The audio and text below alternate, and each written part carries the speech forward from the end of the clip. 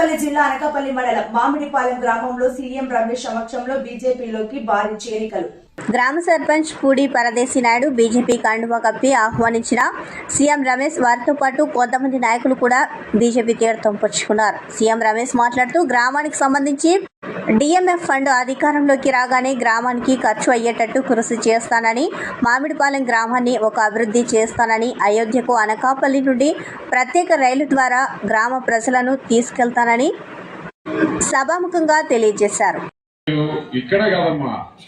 మీరు ఇక్కడ మామిడిపాలెం నుంచి డైరెక్ట్ గా తిరుపతికి పోయి ఆ వెంకటేశ్వర స్వామిని దర్శనం చేసుకోవచ్చు.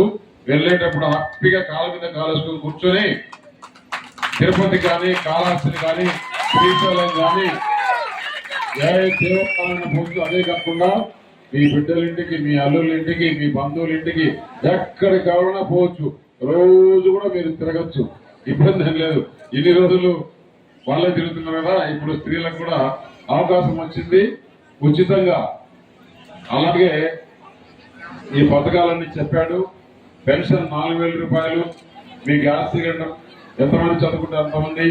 అవే కాకుండా నేను ఇక్కడికి వచ్చింది ఏదైతే పవన్ కళ్యాణ్ గారు వ్యతిరేక ఓటు చీలకూడదు, ఈ రాష్ట్రంలో జగన్మోహన్ రెడ్డిని బయటికి పంపించాలి అంటే ఈ 3 పార్టీలు కలవాలని పవన్ కళ్యాణ్ గారు ఏదైతే గట్టిగా పట్టుబట్టారో ఈ రోజు ఆయన కోరిక నెరవేరింది. ఇక్కడ ఎమ్మెల్యే అభ్యర్థికి మీరు ఓటేస్తే పవన్ కళ్యాణ్ గారికి, చంద్రబాబు నాయుడు గారికి ఓటేసినట్లు, వారిని గౌరవించినట్లు.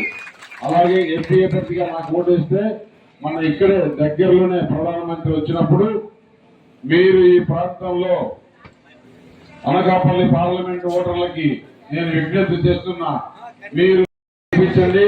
అది నరేంద్ర మోడీ గారిని గెలిపించే ఆ ఓట్లన్నీ నా ఖాతాలోకి వస్తాయి.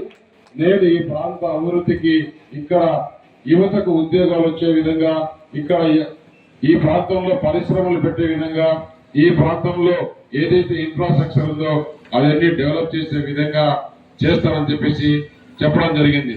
అలాగే నేను హైదరాబాద్ లో వెళ్లి చిరంజీవి గారిని కలిస్తే ఆయన కూడా నన్ను దీవించి ధన్యవాదాలు చెప్పడం జరిగింది.